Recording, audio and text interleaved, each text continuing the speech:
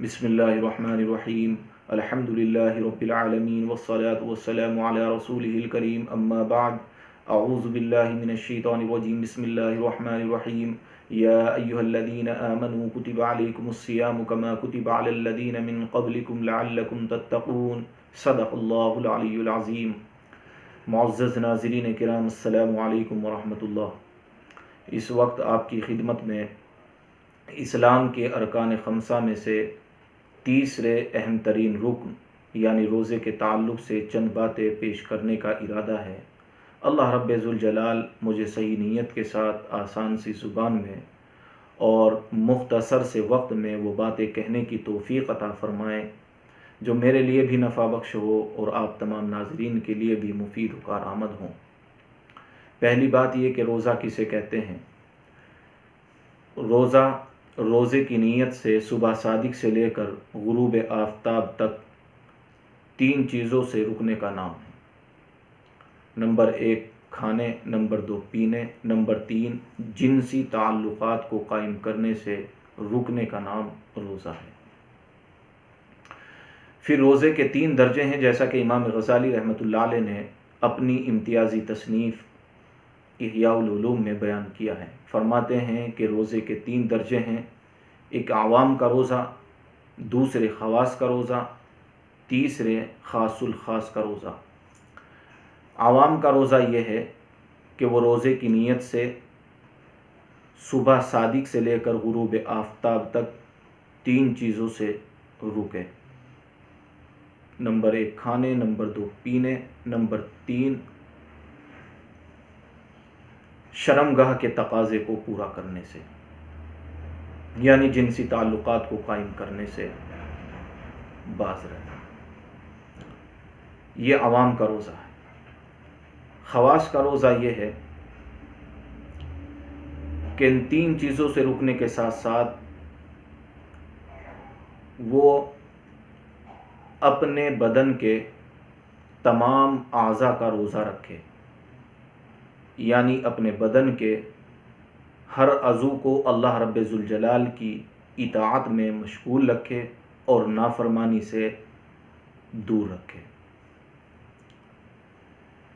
یہ صالحین کا روزہ ہے، اللہ کے نیکوکار بندوں کا روزہ ہے۔ اور تیسرا جو خاص الخاص کا روزہ ہے وہ یہ ہے کہ ان سب چیزوں سے رکنے کے ساتھ ساتھ اپنے دل کو ہر وقت اللہ کی یاد میں مشغول رکھے اور لمحہ بھر کے لیے بھی اللہ کی یاد سے اس کا دل غافل نہ ہو۔ یہ خاص الخاص کا روزہ ہے۔ خلاصہ کلام یہ ہے کہ ہم میں سے کون نہیں چاہتا کہ ہم اس روزے کا اہتمام کریں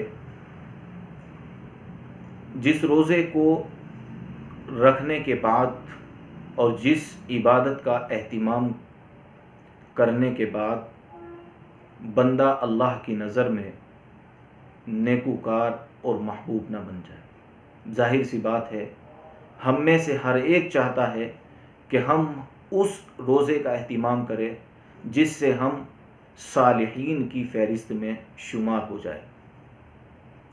تو یاد رکھیے، صالحین کی فہرست میں اپنے آپ کو شمار کرانے کے لیے اور صالحین کا روزہ رکھنے کے لیے ہمیں 6 باتوں کا اہتمام کرنا پڑے گا۔ نمبر 1 بات،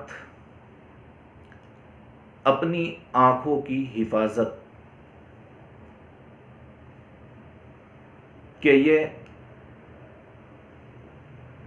ہر اس چیز پر پڑنے سے محفوظ رہے جس چیز پر نگاہ ڈالنے سے اور جس چیز پر نگاہ کے پڑنے سے اللہ رب ذوالجلال ناراض ہوتے ہیں۔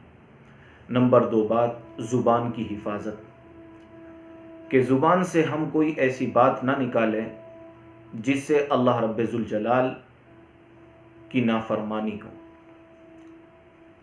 نمبر 3 کان کی حفاظت، کہ ہم اپنے کانوں سے کوئی ایسی بات نہ سنیں، کوئی ایسی چیز نہ سنیں جو اللہ کی نظر میں مبغوض اور ناپسند ہے۔ نمبر 4، اپنے بدن کے باقی اعضاء جیسے ہاتھ اور پاؤں، ان کو بھی اللہ رب ذوالجلال کی نافرمانی سے دور رکھے۔ ہاتھ سے کوئی ایسا کام نہ کرے جو اللہ تعالیٰ کی ناراضگی کا سبب بنے، اپنے پیروں سے کوئی ایسا کام نہ کرے جو اللہ رب ذوالجلال کو ناپسند ہو۔ نمبر 5، افطار حلال رزق سے کرے، وہ بھی اتنا رزق استعمال کرے اور اتنا کھانا تناول فرمائے جس سے بدن میں اللہ رب ذوالجلال کی اطاعت کرنے کی قوت و استعداد پیدا ہو جائے۔ کھانے کا اتنا زیادہ اہتمام نہ کریں جس سے اللہ رب ذوالجلال کی اطاعت کرنے میں سستی اور کاہلی محسوس ہو۔ نمبر 6، افطار کے وقت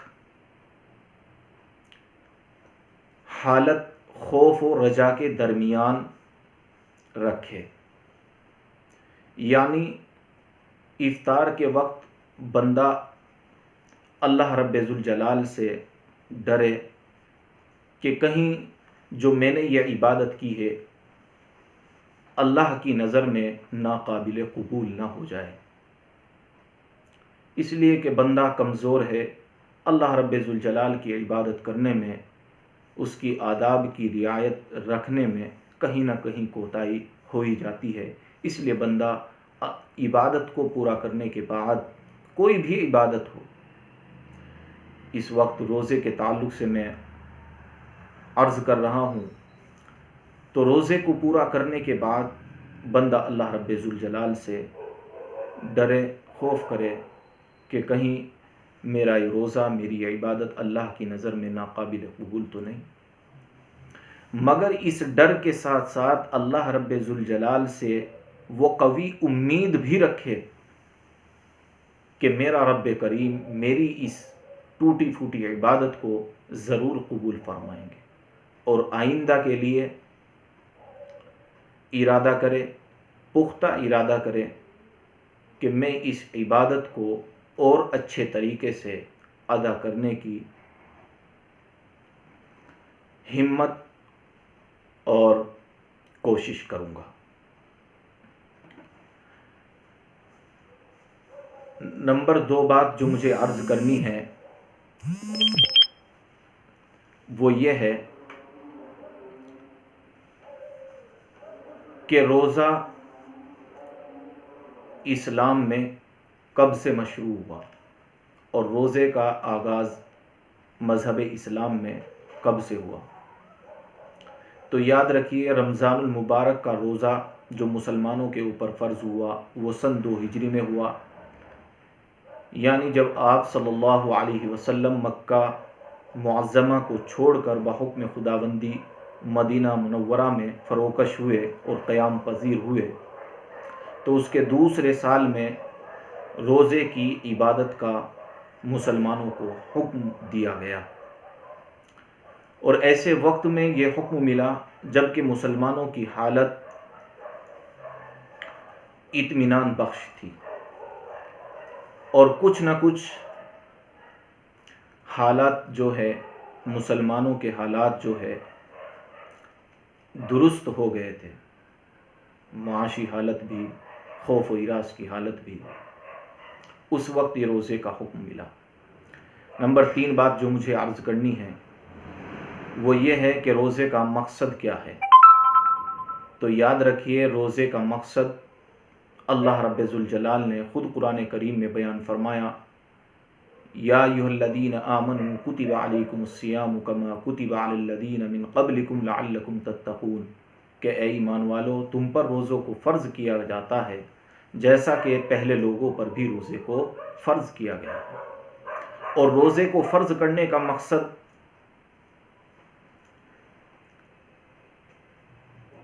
یہ ہے کہ تم کو تقوی مل جائے، تم کو تقوی نصیب ہو جائے، تم متقی اور پرہیزگار بن جاؤ۔ تقوی کا معنی اور تقوی کا مطلب یہ ہے